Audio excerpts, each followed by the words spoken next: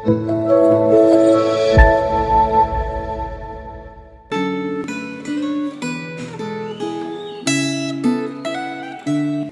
jemaat yang dikasihi oleh Tuhan. Apa kabarnya hari ini? Sudah siap untuk merenungkan firman Tuhan bersama-sama? Mari kita berdoa. Bapa dalam sorga, hari ini kami datang kepadamu, mengucap syukur untuk hari yang Engkau berikan dalam hidup kami. Kiranya Tuhan memimpin hari ini. Waktu kami akan membaca dan merenungkan firman-Mu, kiranya Tuhan menolong kami boleh mengerti apa yang menjadi isi hati Tuhan untuk kami lakukan sepanjang hari ini. Kiranya firman-Mu memandu kehidupan kami. Di dalam nama Tuhan Yesus kami berdoa. Amin. Hari ini kita akan membaca satu bagian Alkitab dari Matius pasal 9 ayat 20 sampai ayat 22. Pada waktu itu seorang perempuan yang sudah 12 tahun lamanya menderita pendarahan, maju mendekati Yesus dari belakang dan menjamah jumbai jubahnya. Karena katanya dalam hatinya, asal kujamah saja jubahnya, aku akan sembuh. Tetapi Yesus berpaling dan memandang dia serta berkata, teguhkanlah hatimu, hai anakku, imanmu telah menyelamatkan engkau. Maka sejak saat itu, sembuhlah perempuan itu. Sedemikian jauh pembacaan firman Tuhan. Saudara yang dikasihi oleh Tuhan, 12 tahun lamanya wanita ini menderita pendarahan. Ini bukan sebuah hal yang mudah bagi dirinya. Mungkin dananya sudah habis, segala harta bendanya sudah habis untuk membiayai pengobatan. Namun 12 tahun tidak bisa mengalami kesembuhan. Mungkin dia sudah hopeless, sudah kehilangan harapan. Mungkin sudah merasa tidak berdaya dan merasa bahwa ini adalah hukuman yang Allah berikan kepadanya. Entah apa yang dia perbuat dalam kehidupannya, sehingga dia berpikir mungkin ini adalah hukuman yang harus dia terima. Tetapi rupanya segala macam penyakit itu, 12 tahun lamanya menderita perdarahan, tidak membuat dia kehilangan percayanya kepada Tuhan. Memang dia tidak bisa masuk ke pelataran bait suci karena sakit penyakitnya itu. Namun dia berharap dia bisa menjumpai Yesus ketika Yesus dalam perjalanan. Dan bahkan Alkitab tadi mengatakan bahwa dia mendekati Yesus dari belakang dan menjamah jumbai jubahnya. Dan mujizat terjadi. Satu hal yang indah terjadi di dalam kehidupan wanita ini. Apa yang paling ia rindukan, apa yang paling ia impikan, apa yang paling ia butuhkan.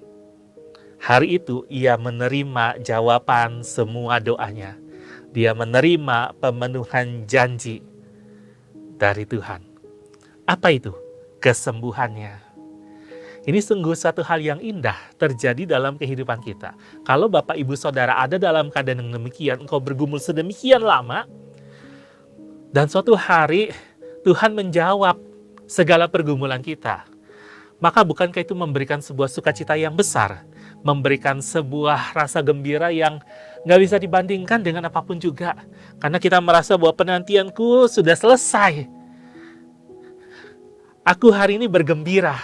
Aku hari ini bersukacita, aku bersyukur karena Tuhan telah menolong, Tuhan telah menyatakan kuasa-Nya, Dia telah menyelamatkanku dari segala sakit penyakit ini.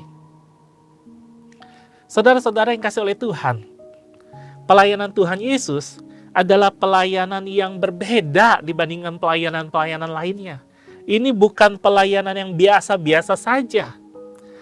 Pelayanan Yesus itu pelayanan yang luar biasa. Karena yang pertama, pelayanan Yesus adalah pelayanan yang berkuasa.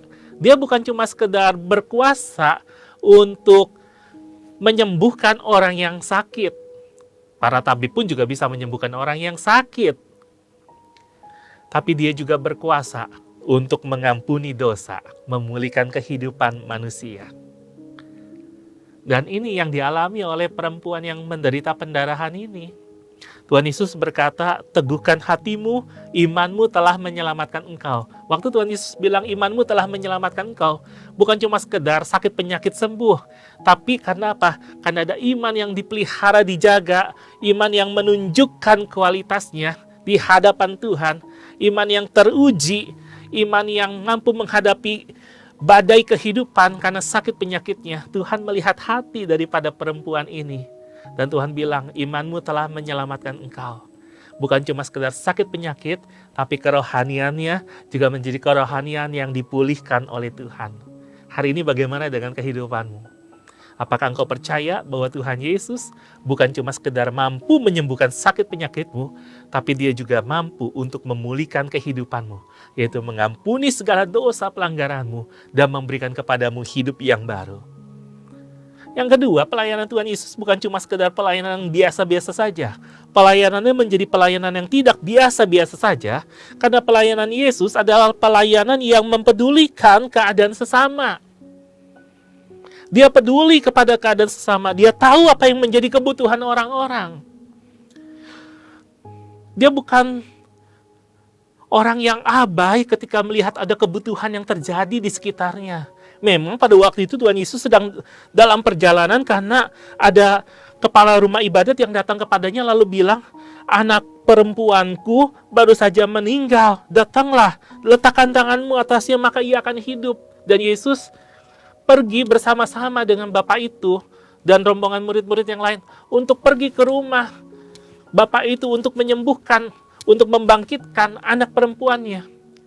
Tuhan Yesus bisa bilang, kamu jangan ganggu, kenapa main pegang-pegang aja? Aku harus buru-buru ini, ada pelayanan yang penting, ada pelayanan yang mendesak. Tapi Tuhan Yesus mengatakan sebuah perkataan yang indah. Hai ibu, teguhkan hatimu.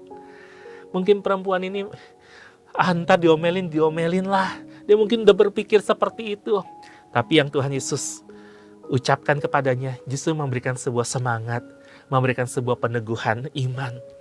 Teguhkanlah hatimu, teguhkanlah imanmu. Tenang aja, aku ada di sini. Bukankah hal-hal seperti ini memberikan sebuah ketentraman bagi jiwa yang sedang gundah gulana, bagi jiwa yang sedang gelisah? Pelayanan Yesus, pelayanan yang seperti itu. Pelayanan yang peduli kepada keadaan sesama. Dia punya pendekatan yang membesarkan hati, bukan mengecilkan hati, bukan membuat orang kehilangan harapan, lalu makin merasa terpuruk dan tidak berdaya. Tapi waktu Yesus hadir di situ, kehadirannya adalah kehadiran yang memberikan semangat, membangkitkan harapan. Ini bukan pelayanan yang biasa-biasa saja. Lalu, dia mempedulikan keadaan sesama karena hatinya dipenuhi dengan belas kasihan. Tuhan gak bisa lihat orang yang susah. Tuhan gak bisa lihat orang menderita. Dia lakukan apa yang dia bisa untuk menolong kebutuhan mereka. Bagaimana dengan kita? Apakah kita juga peduli sesama seperti itu? Dan bukan hanya itu saja. Setiap orang berharga di hadapan Allah.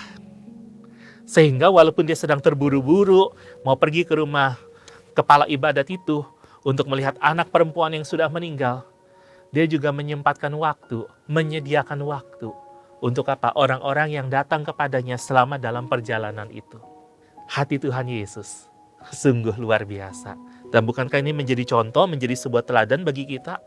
Maka pertanyaannya adalah, apakah hari ini kita datang kepada Yesus karena engkau percaya bahwa Dia adalah juru selamat yang sanggup mengampuni dosa, sanggup memulihkan hidupmu, sanggup menyembuhkan semua sakit penyakitmu. Dan sekalipun Tuhan tidak menyembuhkan sakit penyakitmu, itu berarti Dia punya rencana jauh lebih indah, jauh lebih baik di dalam kehidupanmu. Dan kau mau terus mempercayakan hidupmu kepadanya. Lalu kalau begitu, apakah kita telah mencontoh Dia? Apakah kita mengikuti jejaknya? Apakah kita mengikuti teladan yang Tuhan berikan? Sehingga kehidupan kita bukan cuma sekedar kehidupan yang berjalan biasa-biasa saja, tapi menjadi sebuah kehidupan yang luar biasa, karena kita juga mau melayani dengan caranya Yesus. Yaitu apa? Melayani dengan kuasanya Tuhan. Melayani dengan mempedulikan sesama. Punya pendekatan yang membesarkan hati, membangkitkan harapan. Punya pelayanan karena hati kita dipenuhi oleh belas kasihan kepada sesama. Hati seperti hati Yesus yang memandang jiwa-jiwa di hadapannya adalah sama berharganya. Nggak peduli orang itu menganggap dirinya baik atau orang itu dianggap buruk oleh masyarakat. Semuanya sama berharganya di hadapan Tuhan. Sama-sama orang yang membutuhkan anugerah Tuhan. Apakah engkau bersedia hidupmu dipakai untuk masuk dalam sebuah pelayanan yang Nggak biasa-biasa aja, pelayanan yang luar biasa, karena pelayananmu menghadirkan kuasa kerajaan Allah. Karena pelayananmu disertai oleh kuasa Roh Kudus. Hari ini, mari kita jalani sebuah kehidupan yang berpengharapan kepada Tuhan dan bagikan harapan itu kepada sesama. Dan jadikanlah kehidupanmu hari ini sebagai sebuah bentuk pelayanan. Respon kasih Tuhan di dalam hidup kita. Nyatakan kasih-Nya. Berbagilah hatimu, hidupmu, seperti Tuhan membagikan hatinya, hidupnya untuk saudara dan saya. Mari kita berdoa. Terima kasih Tuhan, hari ini kami diingetin bahwa ada sebuah teladan yang indah yang telah Engkau tunjukkan. Hidup kami bukanlah sebuah rutinitas. Rutinitas peristiwa demi peristiwa. Hidup kami adalah sebuah pelayanan yang luar biasa. Asalkan kami menjadikan hidup kami sebuah kesempatan untuk melakukan apa yang Engkau minta. Biarlah hati yang penuh dengan belas kasihan, hati yang mempedulikan keadaan sesama, boleh menolong kami masuk dalam pelayanan yang luar biasa. Pelayanan yang disertai dengan kuasa Allah. Dan biarlah itu boleh menjadi bagian hidup kami setiap hari. Sehingga setiap hari kami membagikan kasih-Mu, kami membagikan berkat-Mu, kami membagikan pengharapan-Mu. Terima kasih Tuhan, pimpin kami hari ini. Dalam nama Tuhan Yesus kami berdoa. Amin. Tetap semangat menjalani hari ini. Tuhan Yesus menyertai.